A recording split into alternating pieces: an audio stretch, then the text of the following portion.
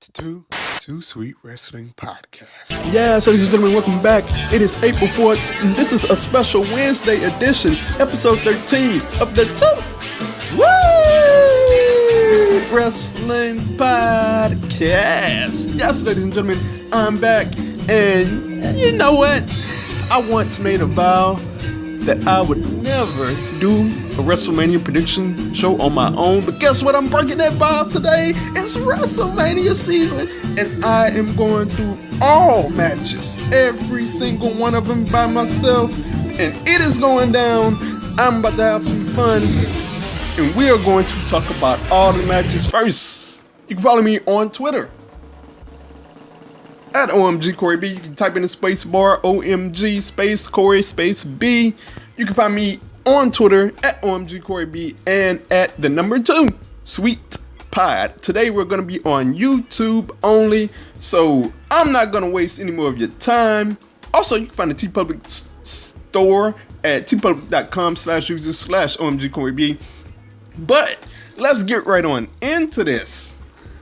WrestleMania is here.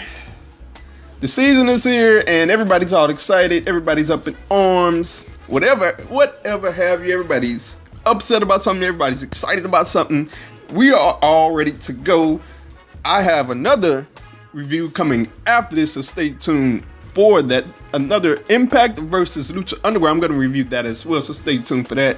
So let's get right on into this first. WrestleMania Cruiserweight Championship. Cedric Alexander versus Mustafa Ali.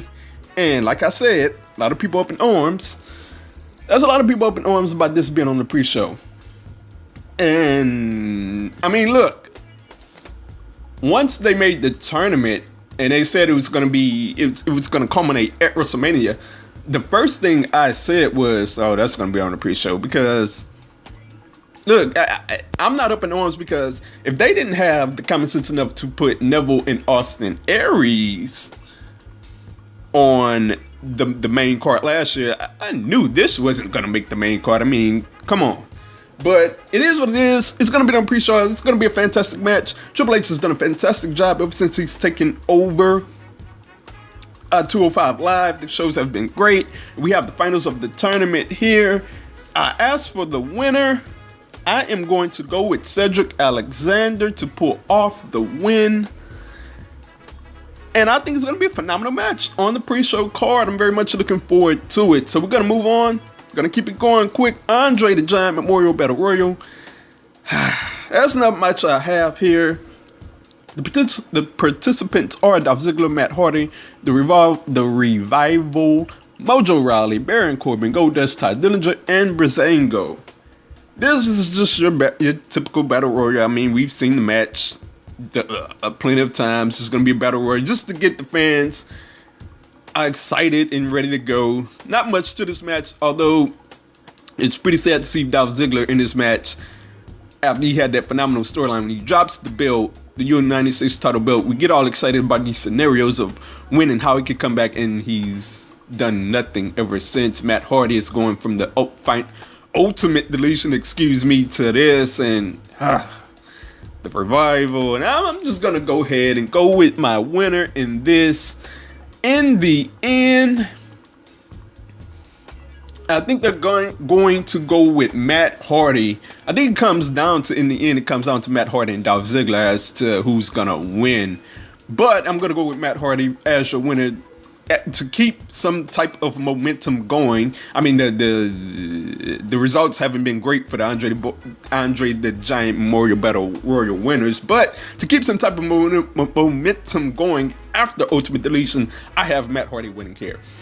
Next, we're going to move on to the WrestleMania Women's Battle Royal. Not the Fabulous Moolah Battle Royal. There was people up in arms about that too. But the Women's Battle Royal, we have Sasha Banks, Bayley, Becky Lynch, Naomi, Natalya, and the Riot Squad. They also said that, if I'm not mistaken, they said that NXT women will compete in the Battle Royal as well. They haven't announced which ones yet, so we'll see. It'll be a surprise. The injustice in this match is that Sasha Banks and Bayley is in this match. Sasha Banks and Bayley has made me care WWE has done a phenomenal job of making me care about Sasha Banks and Bayley 2 years in a row. And I do a lot of complaining, I can't lie. But it's like I've said before on a previous YouTube video, it is an injustice that Sasha Banks and Bayley won't be for the title at WrestleMania 2 years running. Just crazy. But they're in this match, and to be honest, I like what SmackDown has going on. If I had to pick a likely winner from SmackDown, it would be Becky Lynch. But I think this match comes down to two people. It would be Sasha Banks and Bayley to further their feud. It all comes down to who wins the match. And in the end, I am going to go with Bayley to win the match because Sasha Banks has been one-upping her every month, it seems like. So I'm going to go with Bayley to get the victory here. So we're going to move on to the main card. All right, we got the Raw Tag Team titles on the line. We got Braun Strowman and a mystery partner versus The Bar. And I got to say, I haven't been a big fan of this storyline. Just straight from my heart. I haven't been a big fan of this storyline. I'm a huge Braun, I don't know if I could say fan, but a huge Braun, I guess you could say supporter. Because I saw how well the guy was getting over, how white hot he was. And the first thing, I've been saying it for months now, I've been saying, look, they need to put Braun Strowman in a high profile match. Because if they don't, his momentum will steadily go down. And it has steadily gone down in this feud here. Now, the crowd still loves the guy, but he's just not as white hot over as he was once before.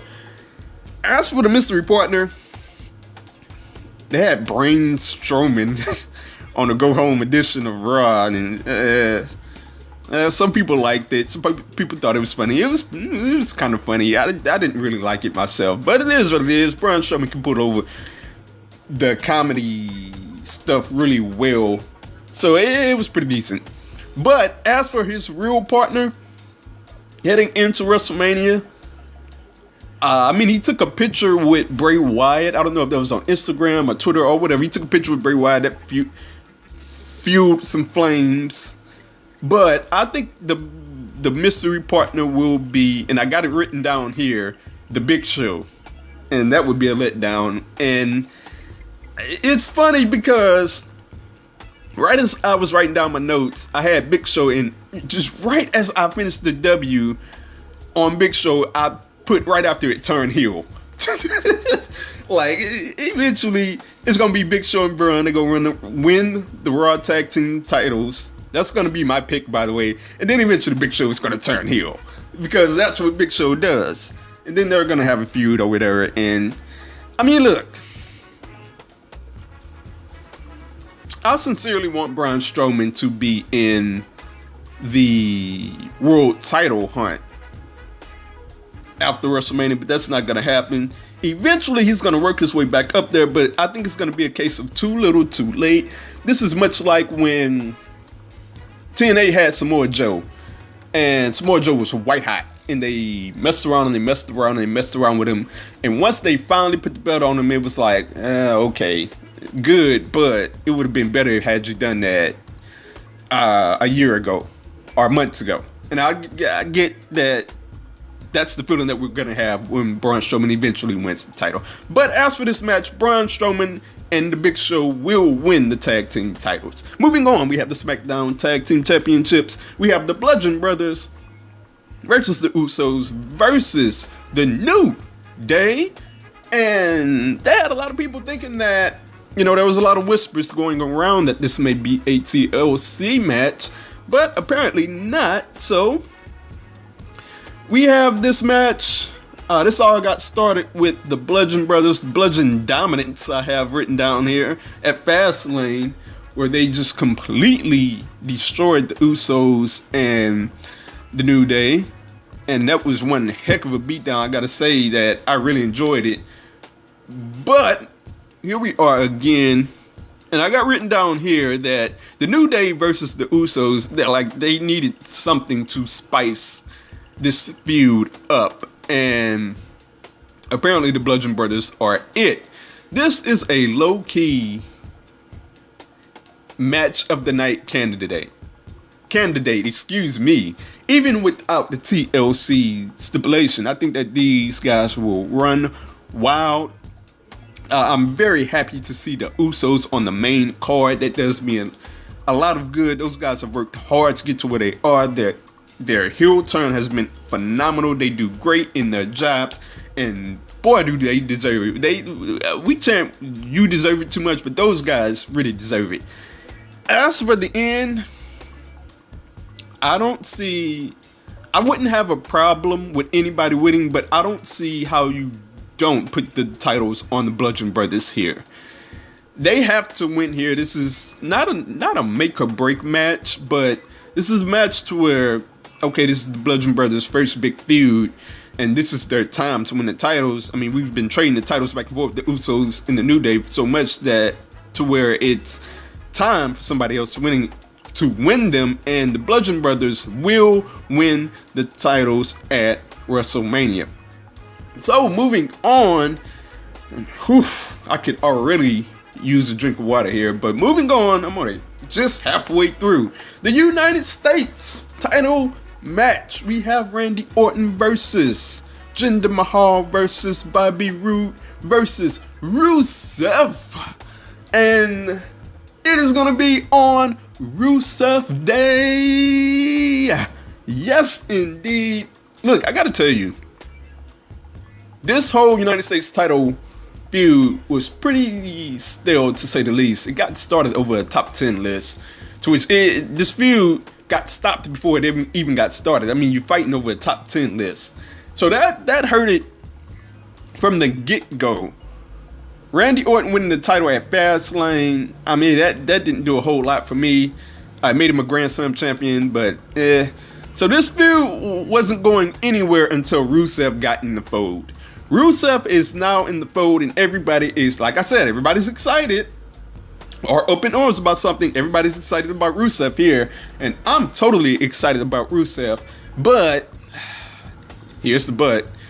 I think they only got Rusev in there to pay some fan service. Look, you're cheering Rusev Day all the time. We're gonna stick him in the United States title match, and I even further felt that way when Rusev got the pin on the Go Home show of SmackDown, and it's like, you get the win on the Go Home show, and you know what that means. He's not going to win in this match.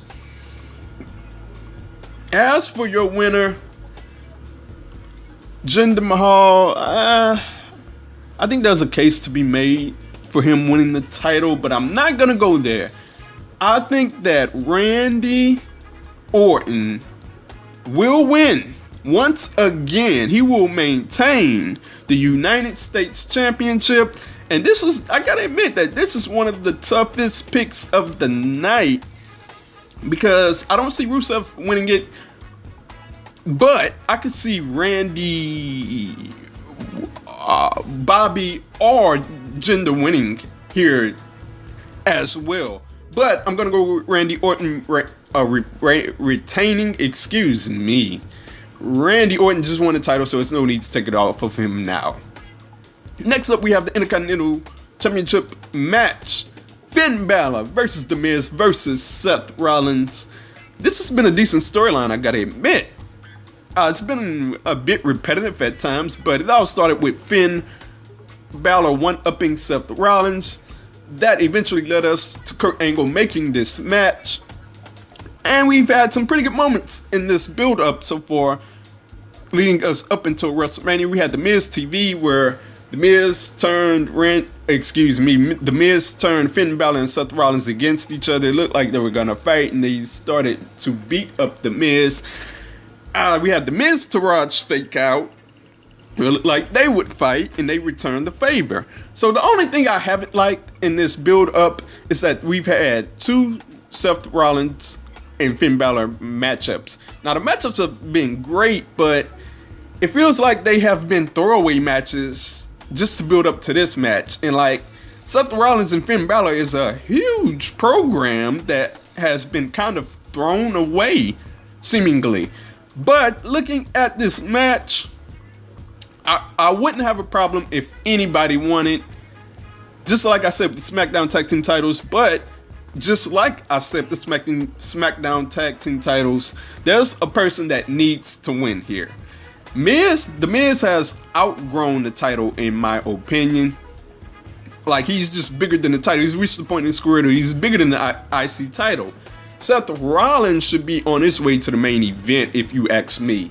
That's just my opinion. The person that needs to win this match is Finn Balor. I do not see a way up for Finn Balor if he loses this match. So he needs to win this match. He needs to win an Intercontinental title match. He needs to have a big win. And winning this matchup would be great for him. And I think he will win the matchup. So moving on. We have the Raw Women's title match. It will be Nia Jax versus Alexa Bliss. We have this Mean Girls storyline, and I'm not a fan of it, to say the least. You got some people saying that this represents, the culture that, we live in these days. People have to stand up for themselves. And, in the end, Nia Jax is going to win, so that'll pay it all off. But, no, I'm not standing for that. We got this Mean Girl stuff, this fat shaming stuff, and I'm not with it. Because, first of all, I don't like the storyline. Second of all, we just had Nia Jax put Asuka through a barricade at, what was it, Elimination Chamber? Yes, Elimination Chamber. And the crowd went wild. Went deliriously wild. So they had Nia Jax over right then and there. You could have just ran with Nia Jax versus Alexa Bliss off of that, and it would have been great. But we have this Mean Girls stuff, and I mean, the way I remember another storyline, which was the Piggy James stuff with Late Cool, I remember everybody hating that. And if you're taking up for this storyline, then in some respects, it would mean that you like the Piggy James storyline. And I hate both of them because I'm not for Nia Jax crying on Raw. People think that it humanizes her, but Nia Jax was and I mean this in the highest complimentary way, she was the female Braun Strowman. She was just like Braun Strowman was going around wrecking stuff. Nia Jax was going around wrecking stuff, and it was getting over. I don't care what nobody says. It was getting over. If anything, Nia Jax is the big bad bully. So you ever go from being the big bad bully to crying? I don't like that. But looking at the result of the match, I'm worried about the quality of this match because neither Nia Jax or Alexa Bliss is a wrestler that's gonna carry somebody to a great match. So I'm worried about the quality. Maybe it will be a short match. The winner will be Nia Jax. She will win the Raw Women's title for the first time. Moving on, we have the SmackDown Women's title match: Charlotte versus Asuka. Nobody's ready for Asuka, by the way. But what I have down written here in my first note is no contact. We have seen no contact in the build, at least on SmackDown, in the build between Nia Jax and Charlotte. And that's interesting because I thought we would get more build here. But WWE has chosen to go the simple route with the SmackDown Women's title build as opposed to the Raw Women's title build that mirrors what's going on with the World Heavyweight title scene. I'm going to get into that later. But we've had two face-offs. Charlotte ripped the mic from Asuka out on the Go Home show of SmackDown, which was a nice touch. Not a whole lot went down there. But in the end, I got to say, I'm going to make a bold prediction here. Charlotte isn't going to win, and Asuka isn't going to win either. Carmella is finally going to cash in Seth Rollins style on Charlotte and win the SmackDown Women's Championship. Now, there are a lot of people saying that Carmella will just cash in and failed against Asuka, and that could go one way or another, because in the end, if Carmella comes down to ringside, it's going to be a colossal fail one way or another. Either Asuka is not going to get her WrestleMania moment where she wins the title, or Carmella is going to lose her cash in as the first ever women's Money in the Bank winner. So it's going to be a colossal fail one way or another, but I'm going to the point where I think WWE will go, and that's with a Carmella cash in. Carmella wins. Asuka stays undefeated, or they could go with the Brock Lesnar route that Paul Heyman went. After Seth cashed in, he talked about how Brock has never been pinned or never submitted, and I think they're going to go with that route with Asuka as well. So moving on, Carmella will be your winner, but moving on, we have Daniel Bryan and Shane McMahon versus Kevin Owens and Sami Zayn. Look, this feud and this build was going nowhere 3-4 weeks ago, months ago. It was going nowhere. We were heading to the match where Kevin Owens and Sami Zayn versus Shane and somebody, and nobody was excited for it. I wasn't excited for it. I still don't want to see Shane McMahon in this matchup, but in enters the Dragon, Daniel Bryan. And once he announced his return, everybody just lost it. Personally, I lost it as well. You can go look at the YouTube video that I made after that SmackDown. I was so excited for it. His return has spiced things up, I have to admit.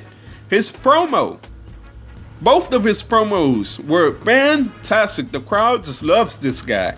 And even Sami Zayn and Kevin Owens on this go home show of SmackDown, when they jumped the barricade, I found that extremely funny and extremely entertaining. I liked it. So they've done some things to where they've got me a little bit more excited than I once was. Now, looking at the finish of this match, I see a whole lot of people talking about a heel turn with Daniel Bryan and Shane McMahon, and I've just been waiting.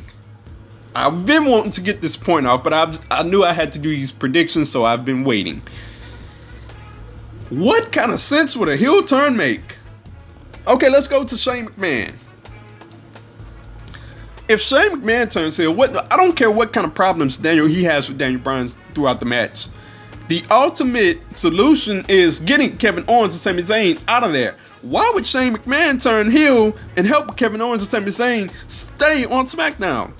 Looking at Daniel Bryan, look, we just got the guy back, and people are talking about, well, Daniel Bryan can go heel.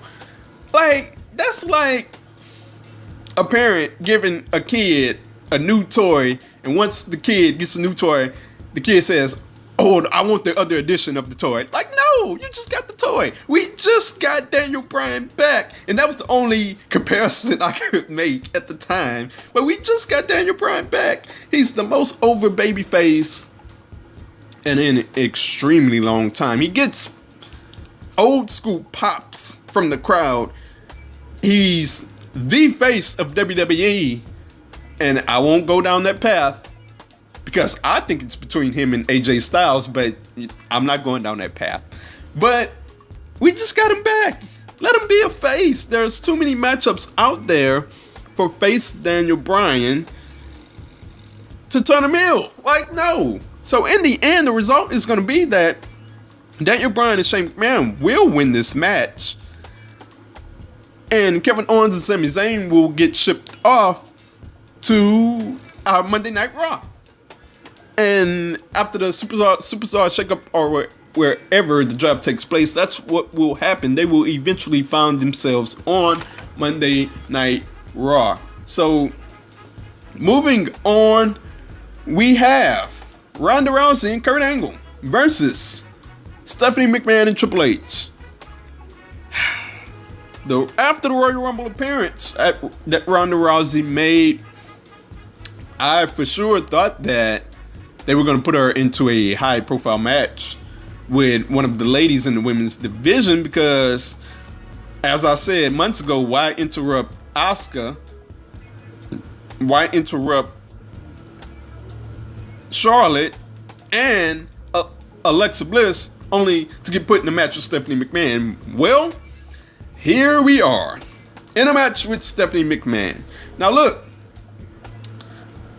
much like Nia Jax and Alexa Bliss, I am completely worried about the quality in this match. More so worried about this match than Alexa and Nia Jax even. Because just think about it. We have 50-plus-year-old Triple H, 50-plus-year-old Kurt Angle.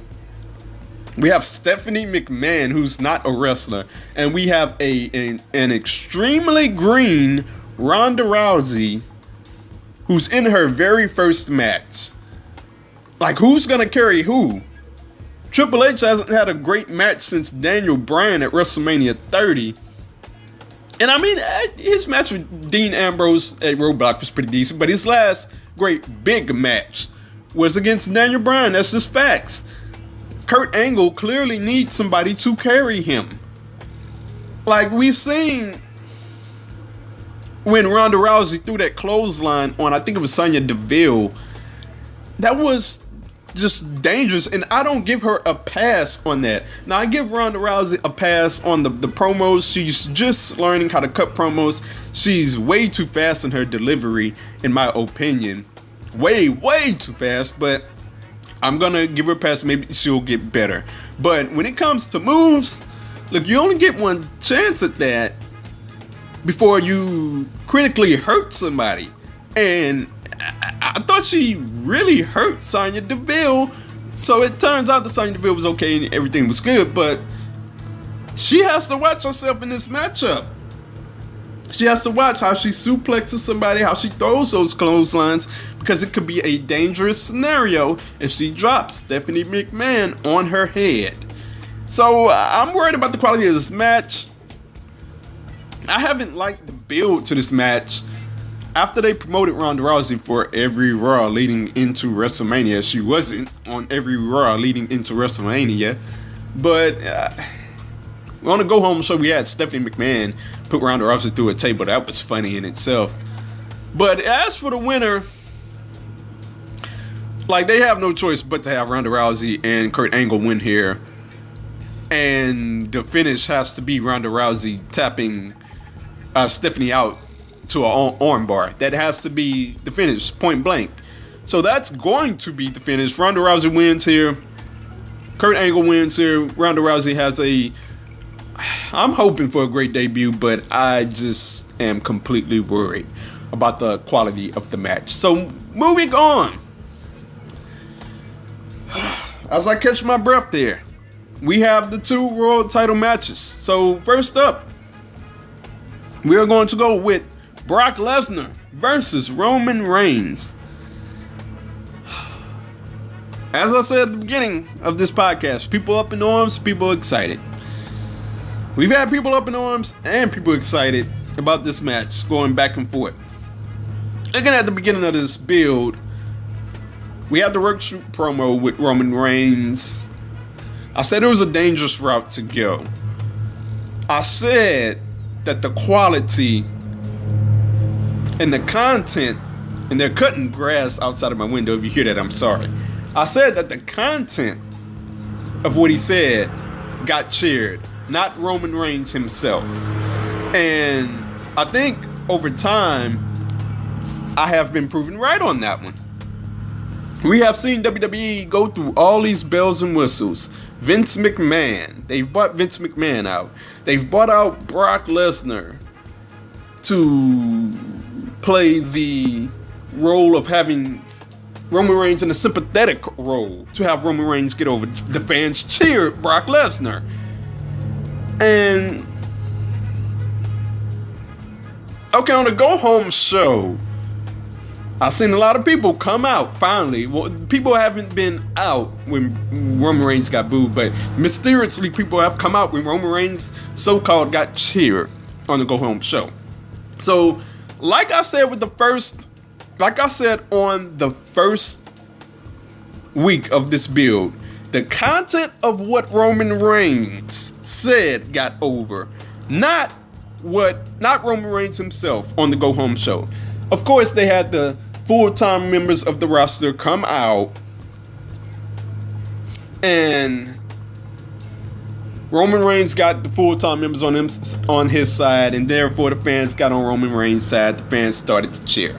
But whatever. It is what it is. Look, I gotta say that in the end, I'm ready for the title to get put on a full-time wrestler. Do you think I like Brock Lesnar? No, I don't like Brock Lesnar. I've been wanting to see the title go off of this guy and on to Roman Reigns, because Roman Reigns is there every week. We need a full-time champion. It is unacceptable that our champion is only there once every few months. So in the end, I'm happy that Brock Lesnar will lose to Roman Reigns. So I'm not feeling this match, because for 365 days we've known what the match would be, and we've known the result. So in the end, it's going to be a very flat finish. I do not think it should main event once again, because don't put it past Brock Lesnar to do what he did against Dean Ambrose. I've said this months ago. Dean Ambrose said that Brock didn't want to do business because he had a UFC fight coming up. Don't put it past Brock to do it again. I'm not saying he will. I'm saying don't put it past him. I'm worried about the crowd response. I don't want the crowd to crap on the match. I don't want the crowd booing Roman Reigns at the end of WrestleMania. I don't want that to happen. But as I've said for months now, it will happen. Once Roman Reigns, once that 1, 2, 3 hits, it's going to be a cascade of boos raining down in the Superdome, 80,000 strong. And he's going to get booed at WrestleMania. People came out on the Go Home Show Raw. See? Oh, they cheered Roman Reigns. No, it was the content of what he was saying that got cheered. Once come WrestleMania, 80,000 strong, people are going to boo him. And you can't blame it on the smart crowd, because the smart crowd never outnumbers the casuals at WrestleMania. 80,000 people are going to boo. So I don't want to see that in WrestleMania. I'm not saying that it's Roman's fault, because I don't dislike Roman Reigns. I actually like the guy. But unless you're giving me a heel turn here with Roman Reigns, I don't want to see this close the show. But in the end, Roman Reigns will be your winner. He will win the Universal title. So moving on, we have AJ Styles versus Nakamura. It is a WWE Dream match. It has already taken place in New Japan. And this has been quite the simple build. They've not gone the route of Roman Reigns and Brock Lesnar and chosen to go with the bells and whistles, and the physicality. And there's a lot of people coming out saying that, oh, okay, Brock and Roman is the better build. No, Brock and Roman is not the better build. It's that WWE has chosen to go a different route. Let me ask you a question. If I had a Maserati, and stick with me here, and you had a Honda Civic, and we raced a straight line race, and I won with my Maserati, would you say that I am the better driver, or that I had the faster car? Because I think the obvious answer is that I had a faster car. And that is what this Brock and Roman build versus AJ Knock build is all about. They didn't go through all the bells and whistles for AJ Styles and Nakamura. Does that mean it has been a worse or better feud than Brock versus Roman? I can't say back or forth, because they have not been built on the same level. So looking at this AJ Styles and Nakamura build, I have enjoyed that they've played mind games with each other. I've liked it. Nakamura mind games, and to close on the Go Home show of SmackDown, we had AJ Styles playing mind games on Nakamura, so he returned the favor. So here we are. And I mean, look, if they give it time, to which I don't see why they wouldn't give it time, this is going to rock the house, and it's going to be your match of the night. And I think this should main event because, look, the crowd is going to respond positively. I don't want the crowd dumping on the main event. And I know without a shadow of a doubt, they're going to just go crazy for this match. And it will be a fantastic match. And possibly it has the ability to be one of the best Mania matches of all time. We'll see about that. That's how I hoped, but we'll see. I'm going to really enjoy this match. I wouldn't mind it if AJ Styles won, but in the end, as for the winner, I think Nakamura needs to win this match, and he will win this match. He will win the title for the first time. I better get a full orchestra, or either you give me the guy that's the violinist for Nakamura, or you give me a full orchestra, or you give me a full band. It's gonna be in New Orleans, the home of bands, known for bands. You better give me something for Nakamura's entrance. Nakamura will be your winner, and that would be awesome if it closed the show. So that's it for my WrestleMania predictions. As for other predictions, Undertaker versus John Cena. If I told you Undertaker and John Cena, outside of Stone Cold Steve Austin, Hulk Hogan, and The Rock, the two faces of WWF and WWE, Undertaker and John Cena, would eventually have a WrestleMania match, and Undertaker would not show up to WrestleMania, you'd think I was crazy. And not only would he not show up to WrestleMania, the match wouldn't be announced until WrestleMania. You'd say I was crazy. And that's what we have here. We have an impromptu match. And I said on Twitter that it'd be crazy if that happened. And I never expected WWE to go through with it. But here we are. And we're either going to have an impromptu match, or the biggest swerve in recent history would be if they had no match at all. That would be a huge swerve, but I don't see that happening. It would be Undertaker versus John Cena. Stay tuned, because I have a promo video for that I've been working on. Stay tuned for that. But as for the winner, look, the Undertaker has to win here. John Cena doesn't need a win. They're both part-timers. He's been calling the Undertaker out like a madman. So in the end, I think they have to give the Undertaker a win here. He goes out. This is his last match, and he will win. It's quite crazy to see that this is not an announced matchup. This is not plastered all over billboards in New Orleans. It's crazy. It's the Undertaker and John Cena. So that's crazy in itself. But in the end, the Undertaker will win, and that will be your WrestleMania card. This has the potential to be a phenomenal WrestleMania. I don't like the fact that it's 7 hours.